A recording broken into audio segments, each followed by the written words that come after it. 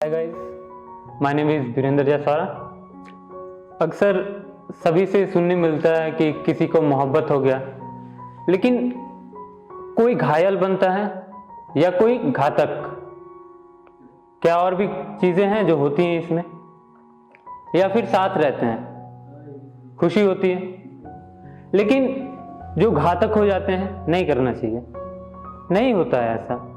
किसी से मोहब्बत है तो अगर आपको मोहब्बत है किसी से, तो आप दूसरे के बारे में, जिससे आप मोहब्बत करते हैं, उसके बारे में आप खराब या कुछ ऐसा हो जाए जो उन्हें पसंद ना आए या जो उनके लिए खराब हुआ, कैसे हो सकता है? आप कैसे सोच सकते हैं? अगर आप सोच सकते हैं तो मोहब्बत कहाँ फिर?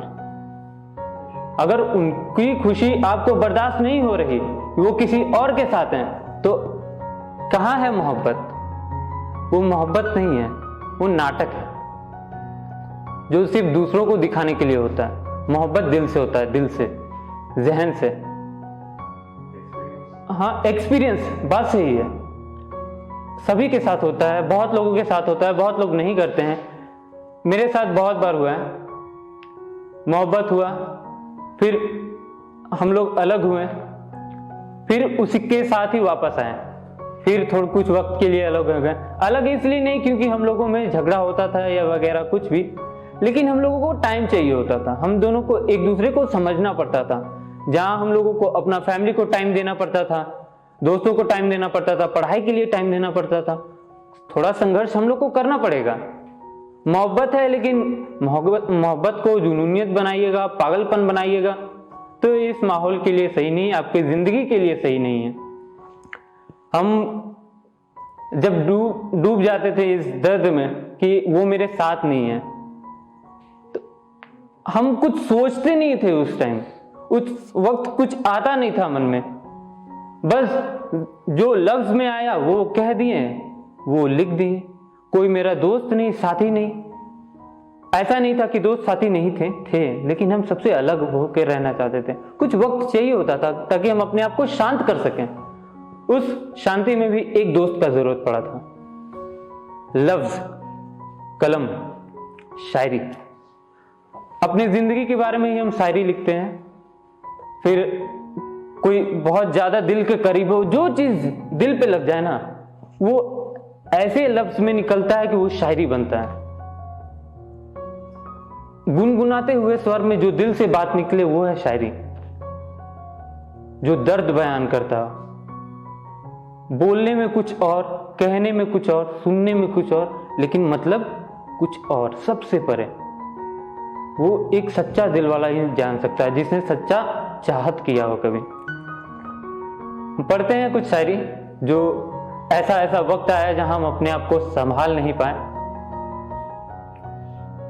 लेकर अश्कों से तेरा नाम, तेरी फरियाद करते गए, बस एक बेवकूफ की तरह अपना ही वक्त बर्बाद करते गए। हमें मालूम न था तेरे अल्फाजों और तेरी एहसासों की फितरत। हमें मालूम न था तेरे अल्फाजों और तेरी एहसासों की फितरत। हम तो घूंट लगाकर एग्जाम का तुझे पल पल याद करते गए।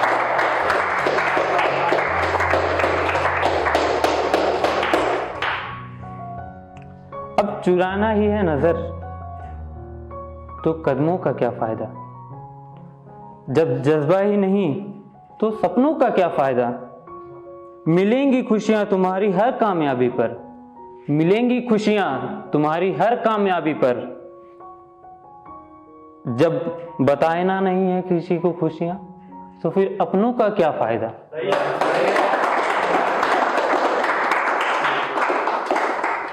कोई बता दे हम मुस्कुराएं कैसे, कोई बता दे हम मुस्कुराएं कैसे, बेबस नजरों को हम छुपाएं कैसे।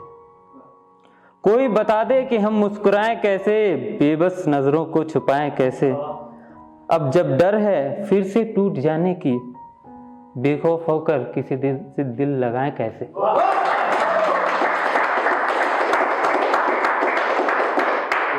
वो सही है अपनी जगह, वो सही है अपनी जगह, अब उन पर क्या सवाल उठाएं, कुछ कर नहीं सकते ना। वो सही है अपनी जगह से, अब उन पर क्या सवाल उठाएं। बात कितनी नजाकत थी, अब कैसे हम उन्हें समझाएं। मुझे कोई शिकायत नहीं है आप जैसे हमदर्दों से, मुझे कोई शिकायत नहीं है आप जैसे हमदर्दों से।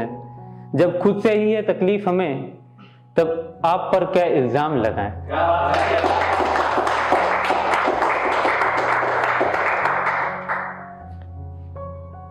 कदम लड़खड़ाएंगे, कदम लड़खड़ाएंगे, पर यूं ही हम चलते जाएंगे। तड़पते संघर्षों की गर्मी में यूं ही धकते रह जाएंगे। तड़पते संघर्षों की गर्मी में यूं धकते रह जाएंगे। अपनों का बस साथ मिलकर रहे, अपनों का बस साथ मिलकर रहे। अगर कभी लगी ठोकर तो बस यूं ही संभलते जाएंगे।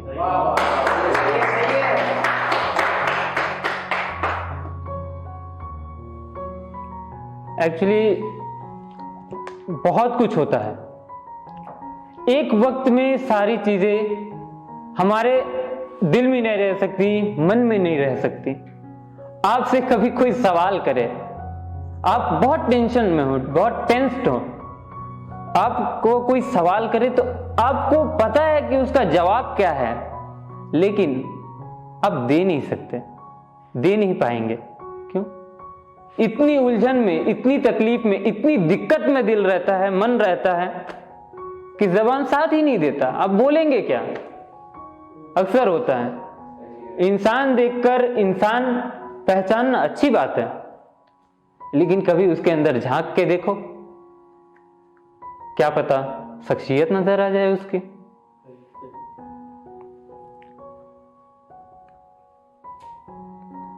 महसूस किया था मैंने हर पल उसकी बेवफाई को, मोहब्बत से खत्म करना चाहता था मैं उसकी बुराई को।